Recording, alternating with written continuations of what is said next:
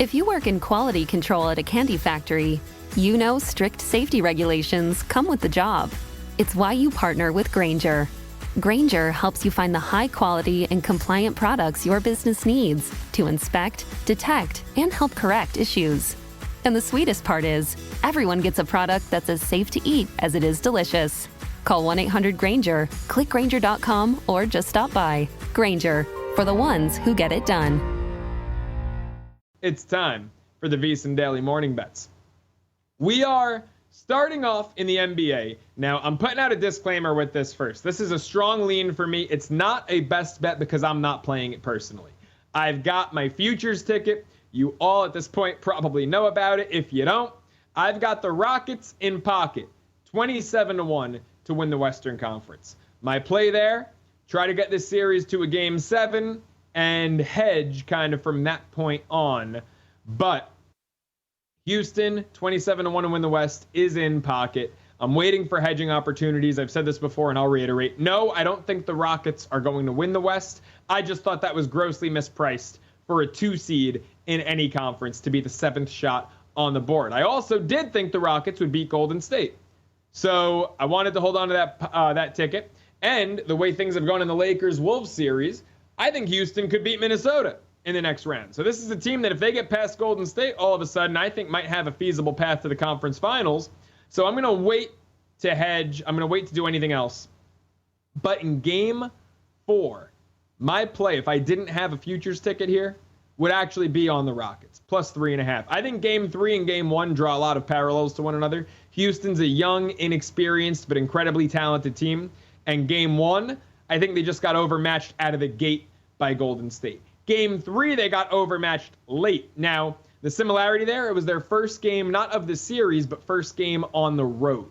And I think their youth and inexperience showed when they started hot, and then the adversity crept in, and Steph got hot, and the Warriors came back, and Houston didn't know how to react. Game 2 was a pretty wire-to-wire win for the Rockets. I think Game 4, they might react similarly. We saw them Game 3 come out of the gate hot. In Game 4, if that's the case, I think that they'll remain hot. I think they're better equipped. They know what it's like now having to play a road game in Golden State in the postseason.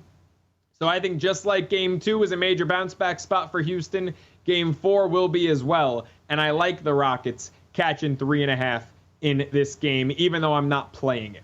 Now let's get to what I'm actually betting. Let's get to the diamond. Starting with the Cleveland Guardians money line. Got a minus 120 at home against Minnesota.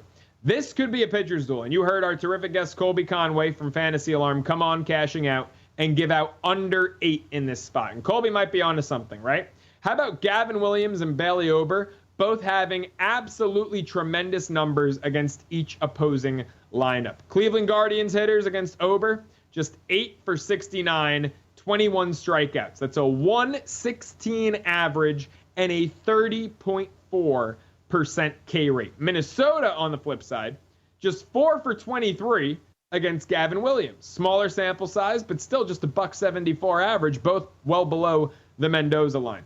Now, my reasoning for taking Cleveland is, A, I think they have a more consistent lineup when it comes to putting the ball in play. This is not a very strikeout-heavy team, especially on their home field. And Ober this year has not had the strikeout numbers we saw a season ago.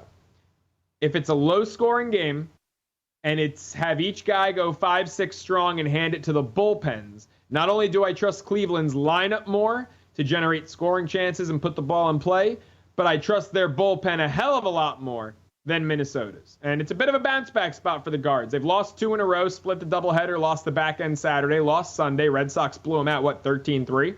So they've lost 2 in a row. It's a team that doesn't let a lot of losing streaks compile. They're at home where they are 8-4, started 8-2, now they're 8-4, and Minnesota just finds way after way to lose on the road. 3-10 on the road. We've seen home teams be successful at over a 60% clip in baseball this year.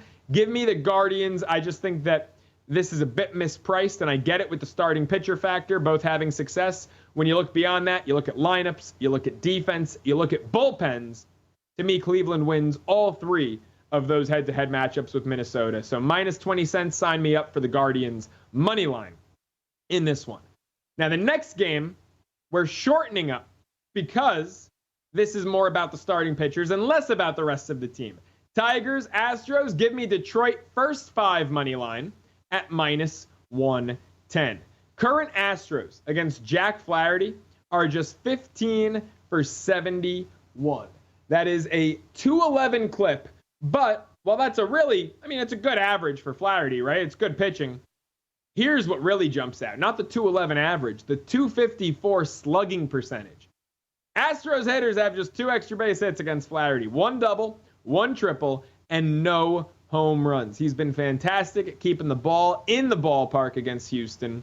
And let's face it, lately, he hasn't gotten good run support, right? Detroit's been shut out back-to-back starts. 5-0 and 2-0, back-to-back losses for Flaherty. But they just swept Baltimore in 2 days, 3 games, 2 days, like Cleveland-Boston, right? They had that doubleheader Saturday because Friday had some really gnarly Midwestern weather. 17 runs in those 3 games against the Orioles for Detroit, nearly 6 per game. The Astros just struggled with the Royals, even though Hunter Brown was able to salvage that series finale on Sunday. But Houston struggled with KC. They're traveling back home. Detroit meeting them there on Monday. And I think Jack Flaherty going up against Ronel Blanco, who has allowed multiple runs in 4 out of his 5 starts this season. I think Flaherty has the edge. The Tigers offense waking up as well has the edge in this one. Give me Detroit first 5 money line, minus 110. Folks, want to remind you all that our best bets are brought to you by our friends over at GBank, the official bank of VSiN. And GBank's up in the ante with up to a $750 bonus for new GBank Visa signature card customers. First, new customers who spend $1,000 on eligible purchases within 90 days from the account opening receive a $250 bonus. Additionally, if you spend $50,000 on gaming and sports app loads within the 30 days of your account opening, you'll receive another $500 bonus. That's potentially $750 back in your wallet. Apply now, VSiN.com/GBank. Subject to credit approval. Terms and conditions do, of course, apply. One more best bet for you Monday on the Diamond, and we're going to a pitcher prop. How about J.P. Sears, the Athletics, over 17.5 outs, minus 105. I was looking strikeouts. I was debating strikeouts. But J.P. Sears has been such a consistent innings eater for this Athletics team. How about he's gone over this in 3 of his 5 starts this year? All 3 of his road starts, he stayed under both times in Sacramento. We've talked numerous times about how that's such a hitter's haven. It's turned out to be that AAA park in Sacktown. But J.P. Sears over this mark, all 3 road starts. Current Rangers against Sears, a modest 28 for 118. It's a 237 clip. But how about this? Only 28 strikeouts. It's a 23.7% K rate. So what does that mean? Lots of contact, not a lot of base hits, low pitch count. Get us 18 outs for a 4th time in 4 tries on the road this season. J.P. Sears over 17.5 outs at minus 105. And that'll do it for the VSiN Daily Morning Bets. If your job at a healthcare facility includes disinfecting against viruses, you know prevention is the best medicine. And maintaining healthy spaces starts with a healthy cleaning routine. Grainger's world-class supply chain helps ensure you have the quality products you need when you need them. From disinfectants and cleaning supplies to personal protective equipment, so you can help deliver a clean bill of health. Call 1-800-GRAINGER, click Grainger.com, or just stop by. Grainger, for the ones who get it done.